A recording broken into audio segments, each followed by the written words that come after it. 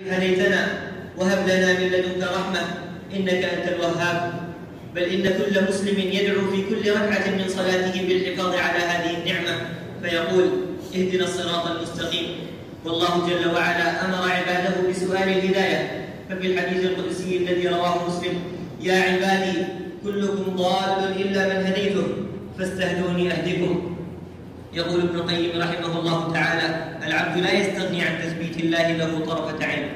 واعلموا عباد الله أن من أخطر أسباب زوال الدين التعرض للفتن، ومن استشرف الفتن زلت فيه القدم، والحي لا يؤمن من الفتنة.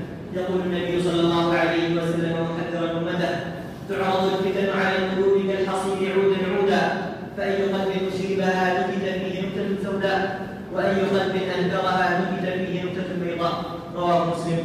والفتن التي تعرض على القلوب هي أسباب مرضها، وهي فتن الشهوات والشبهات وفتن المعاصي والبدع. وكلما كثرت